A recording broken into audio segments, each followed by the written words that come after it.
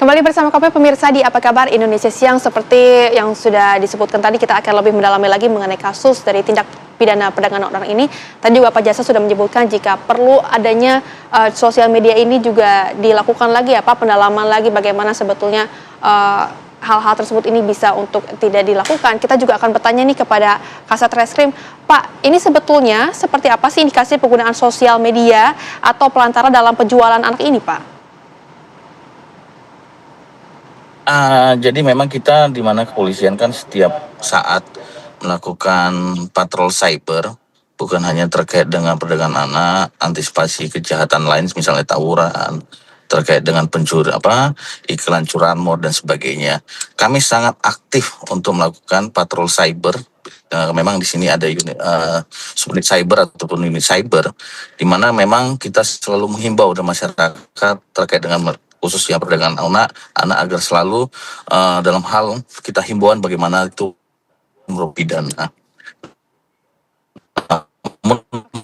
Kejadian yang kami tangani sekarang, yang ibu kandungnya tersebut, yang dimana dari temannya sendiri berhubungan ke temannya yang kami amankan di wilayah Jawa Tengah, yang terkait dengan ada temannya inisial AN atau HM itu berhubungan dengan W. Memang bukan secara media sosial, tapi kami memang pada saat itu mereka hanya pertemanan yang memang dari teman ke teman, dari mulut ke mulut. Tapi memang dari informasi memang ada sebagian dari kami dari media sosial sendiri, kami belum terkait menemukan dengan peristiwa yang sekarang ini, karena memang ada perkenalan antara mereka saja, begitu Mbak.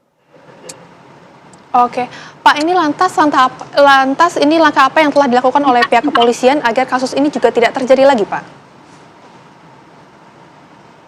Ya, jadi kami dengan membuka posko di Polres Jakarta Barat dengan selalu menggandeng stakeholder, contohnya tadi dari KPAI, UP3A, terkait dengan dinas sosial maupun dari Kementerian Perlindungan Perempuan dan Anak.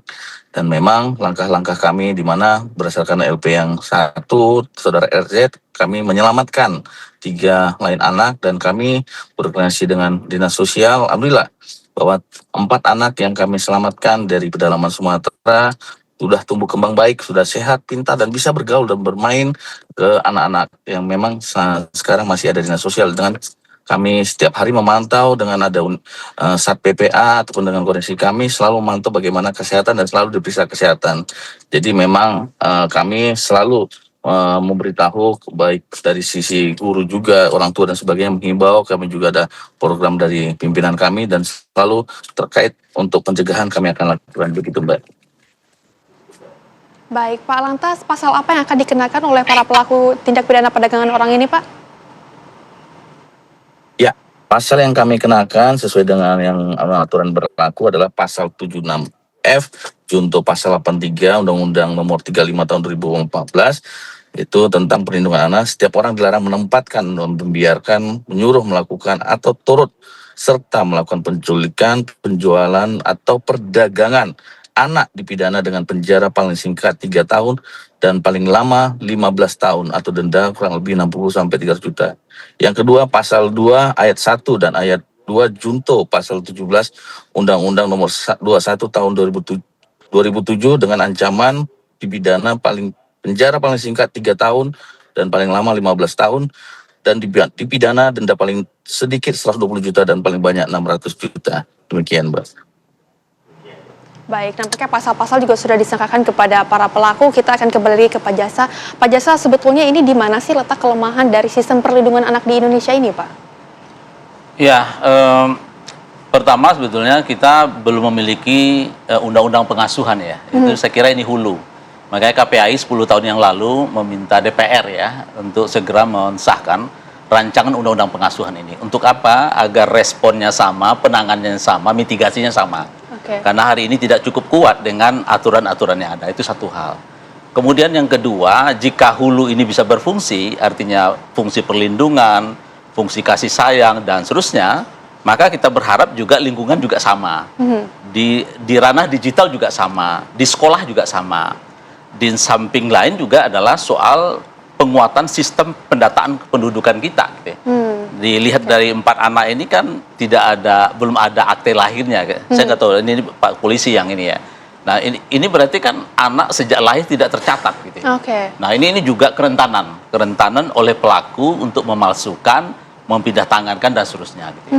Nah kemudian yang selanjutnya adalah bagaimana tadi ya terutama di daerah suku pedalaman atau daerah Jambi atau daerah-daerah yang sangat yang katakanlah Belum dari sisi terjangkau, pengetahuan terkait undang pelindungan anak terbatas, kemudian soal bagaimana cara adopsi legal juga terbatas gitu ya. Ini tentu perlu dijemput bola.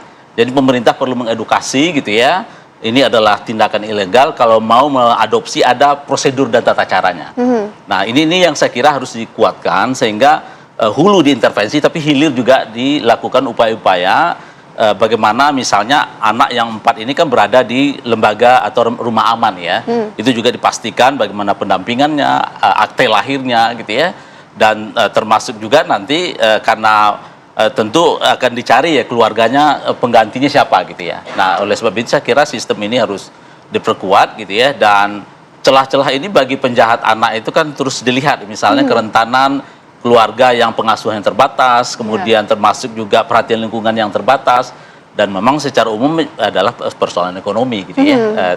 Tentu kita tidak mengeneralisir juga gitu ya. Ada juga keluarga-keluarga yang miskin karena dia memiliki pengetahuan dan kapasitas pengasuhan yang kuat, maka dia bisa juga mengasuh anak secara baik. Gitu. Oke, artinya ada banyak sekali yang melatar belakangi hal tersebut ya Pak.